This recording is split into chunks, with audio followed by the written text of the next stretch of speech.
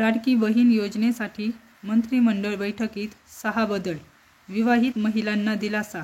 यादीबाबत महत्त्वाची अपडेट. नमस्कार, तुम्ही चॅनलवर नवीन आला असाल तर चॅनलला सबस्क्राईब करण्यास नम्र विनंती. चला तर मग बघूया नवीन काय विशेष. मुख्यमंत्री एकनाथ शिंदे यांच्या अध्यक्षतेखाली आज राज्य मंत्रिमंडळाची बैठक पार पडली.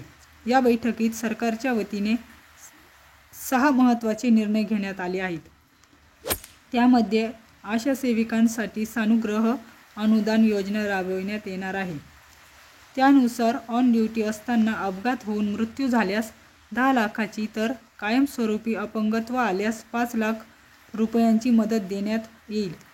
यासह आजच्या मंत्रिमंडळ बैठकीत मुख्यमंत्री माझी लाडकी बहीण योजनेचं सादरीकरणही करण्यात आलं आहे. यावेळी राज्यात ही योजना राबविताना पारदर्शकता आणि सर्वाधिक महिलांना याचा लाभ होण्यासाठी योजना सुलभ करण्यावर आणखी काम करण्याचे बजावण्यात आले आहे. त्यानुसार योजना लवकरात लवकर पूर्ण करण्यासाठी काही नवीन नियम तर काही अटी व शर्ती मध्ये बदल करून शिथिलता करण्यात आली आहे. राज्य सरकारच्या महत्त्वाकांक्षी मुख्यमंत्री माझी लाडकी बहीण योजनेची सध्या चांगलीच चर्चा होत आहे.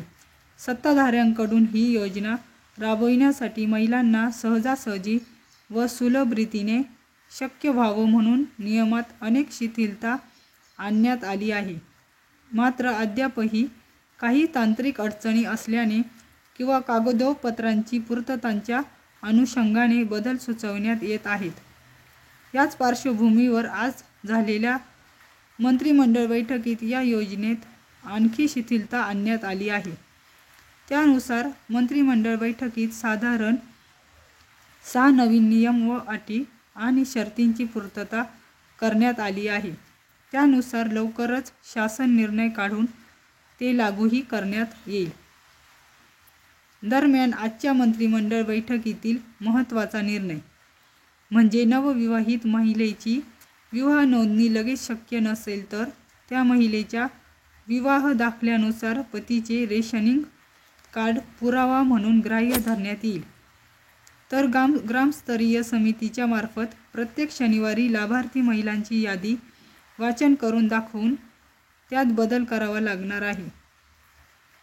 मंत्रिमंडळ बैठकीत नवीन नियम आणि अटी व शर्ती. 1. या योजनेचा लाभ घेण्यासाठी पोस्ट बँक खाते ग्राह्य धरलं जाणार आहे. 2.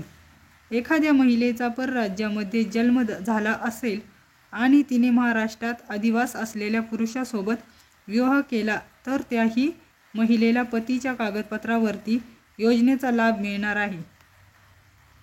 3. ग्रामस्तरीय समितीच्या मार्फत प्रत्येक शनिवारी लाभार्थी महिलांची यादी वाचन करून दाखवून त्यात बदल करावा लागणार आहे.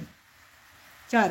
केंद्र सरकारची योजना घेत असलेल्या महिलेला लाभार्थी म्हणून ग्राह्य धरावे, मात्र तिच्याकडून ऑफलाईन अर्ज भरून घेण्यात यावा. 5. नवविवाहित महिलेची विवाह नोंदणी लगेच शक्य नसेल तर त्या महिलेच्या विवाह दाखल्यानुसार पतीचे रेशनिंग कार्ड पुरावा म्हणून ग्राह्य धरावे. 6. OTPचा कालावधी 10 मिनिटांचा करण्यात यावा. दरम्यान या अंमलबजावणीसाठी इतिवृत्ताची वाट न पाहता तात्काळ शासन निर्णय काढून अंमलबजावणी करायला सुरुवात करावी, असा निर्णय आजच्या बैठकीत झाला. 15 ते 19 ऑगस्टला पहिला हप्ता जमा होणार. दरम्यान मुख्यमंत्री माझी लाडकी बहीण योजना अधिकाधिक सुलभ व सहज होण्यासाठी शासन स्तरावर प्रयत्न सुरू आहेत. त्यानुसार राज्य सरकारने कागदपत्रांची शिथिलता आणली आहे. त्यात आणखी शिथिलता आता ग्रामस्तरावरील समितीमार्फत प्रत्येक शनिवारी लाभार्थी महिलांची यादी वाचन करून दाखवण्याचाही निर्णय घेण्यात आला आहे. विशेष म्हणजे लाभार्थी महिलांची यादी लवकरच जाहीर होणार असून 15 ते 19 ऑगस्ट दरम्यान महिला भगिनींना योजनेचा थेट लाभ म्हणून 2 महिन्यांची रक्कम 3,000 रुपये बँक खात्यात जमा होईल.